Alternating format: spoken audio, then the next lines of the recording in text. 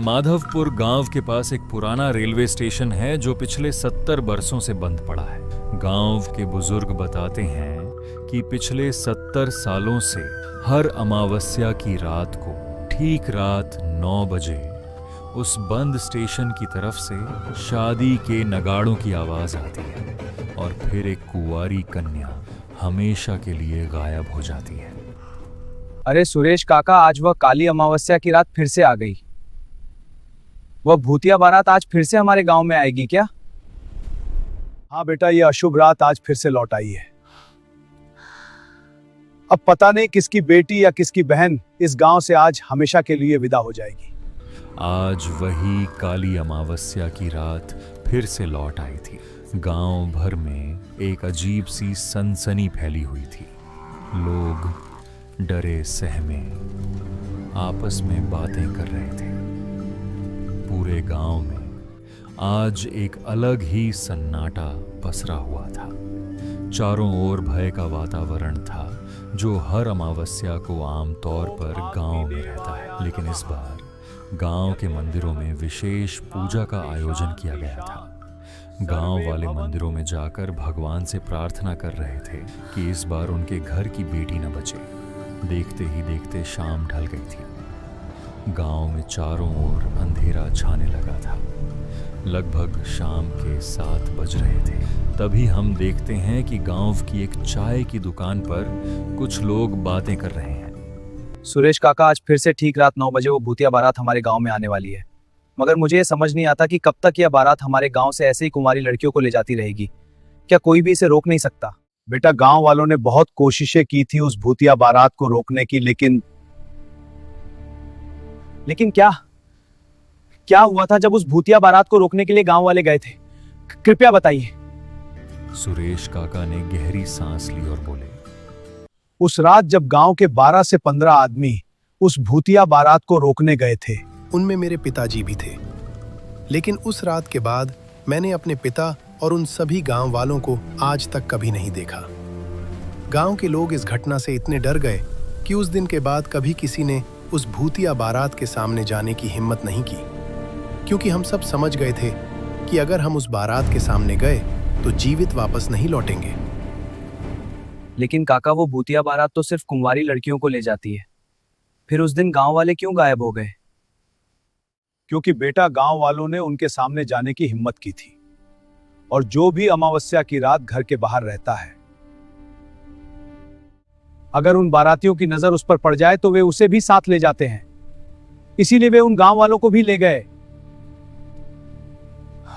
लेकिन काका, क्या आपने कभी इस भूतिया बारात को देखा है? नहीं बेटा, मैंने आज तक उस भूतिया बारात को नहीं देखा। कभी हिम्मत ही नहीं हुई देखने की। सुरेश काका अपनी बात खत्म ही कर रहे थे कि वहां बैठे एक अन्य बुजुर्ग बोले, तुम सबकी बातें हो गई तो अब हम सबको तुरंत अपने अपने घर जाना चाहिए। रात हो गई है, 8 बज गए हैं। बुजुर्ग की बात सुनकर सभी लोग अपने अपने घरों की ओर जाने लगे। लेकिन सुरेश काका की बातों के बाद मंगल और प्रताप की जिज्ञासा काफी बढ़ गई थी। उन्हें अब कैसे भी करके उस भूतिया बारात को देखना था। देख प्रताप, हमें यह तो पता है कि वह भूतिया बारात गांव में आती है और किसी लड़की को ले जाती है, लेकिन यार हमने कभी अपनी आंखों से नहीं देखा। हाँ यार, यह बात तो सही कही तूने, लेकिन अब कर भी क्या सकते हैं। चल, मैं भी अब अपने घर जाता हूँ। अरे, मैं ये कहना चाहता हूँ कि क्यों ना हम आज रात बाहर ही रहें और उस भूतिया बारात को अपनी आंखों से देखें। हमें पता भी चल जाएगा कि वो भूतिया बारात दिखती कैसी है। तू पागल हो गया है क्या? पता नहीं तुझे सुरेश काका ने क्या बोला था। अगर उस भूतिया बारात ने तुझे देख लिया तो तुझे भी ले जाएगी, और मुझे कोई मरने का शौक नहीं है अभी। अरे प्रताप, मुझे भी पता है यह सब, लेकिन हम उनके सामने तो नहीं जाएंगे, बल्कि हम उन्हें छुप कर देखेंगे।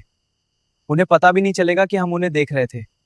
अब समझ आया? लेकिन यार, कहीं उस भूतिया बारात ने हमें देख लिया तो? नहीं भाई, मत कर यह सब। और तूने सुना नहीं था सुरेश काका ने क्या बोला था? भूलकर भी घर के बाहर नहीं रहना। अरे प्रताप, चलना यार, इतना भी क्या डरना। हम कहीं छिपकर उस बारात को देखेंगे, वो हमें देख ही नहीं पाएगी। तू बस चुपचाप मेरे साथ चल। प्रताप भी मंगल की बातों में आ जाता है और दोनों निकल पड़ते हैं उस भूतिया बारात को देखने। वे दोनों एक पेड़ के पीछे जाकर छिप जाते हैं और उस भूतिया बारात के आने का इंतजार करने लगते हैं। राजू की बहन प्रिया कई सालों बाद गांव आई थी। शहर में रहने के कारण वह अब इन बातों में विश्वास नहीं करती थी। क्या भैया आप सभी गांव वाले अब भी उस भूतिया बारात के किस्सों को मानते हो?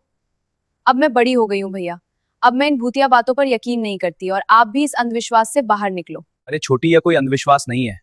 अब भी वो भूतिया बारात हमारे गांव में आती है और मैंने तुझे कितनी बार समझाया था कि जब अमावस्या की रात आने वाली हो तो गांव में मत आना, लेकिन तू फिर भी चली आई। अरे भैया क्यों इतना डर रहे हो? कुछ नहीं होगा आज रात, आप सब आराम से सो जाओ।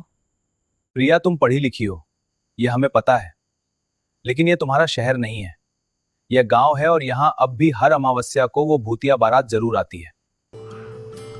रात के 9 बजने वाले थे। गांव के सभी लोग अपनी बेटियों को लेकर अपने घरों के दरवाजे बंद करके बैठे थे। 9 बज गए। वो भूतिया बारात कभी भी आ सकती है। हे ऊपर वाले, हमारी बेटी की रक्षा करना। तभी गांव में चारों तरफ एक अजीब सी शांति फैल गई। रात बहुत डरावनी हो गई थी। कुत्तों ने भौंकना बंद कर दिया था। चारों ओर काला धुआं फैल गया था। हवा मानो पूरी तरह थमसी गई थी। तभी बंद पड़े रेलवे स्टेशन की ओर से शादी के नगाड़ों की आवाज आने लगी। राधा, तूने सुना? ये वही शादी के नगाड़ों की आवाज है। वो भूतिया बारात आ गई। हे ऊपर वाले, हम सबकी रक्षा करना। उधर प्रताप और मंगल डरे सहमे उस पेड़ के नीचे खड़े थे। अरे यार, लगता है आज तू मुझे मरवा कर ही मानेगा। भाई चल घर चले, रहने दे इस भूतिया बारात को देखना, कहीं गलती से उसने हमें देख लिया तो। अरे कुछ नहीं होगा यार, मैं हूं ना तेरे साथ, बस हम उसे देखेंगे और फिर चुपके से घर चले जाएंगे। तू बस चुपचाप यहां खड़ा रहे। वे दोनों बातें ही कर रहे थे कि उन्हें शादी के नगाड़ों की आवाज साफ सुनाई देने लगी।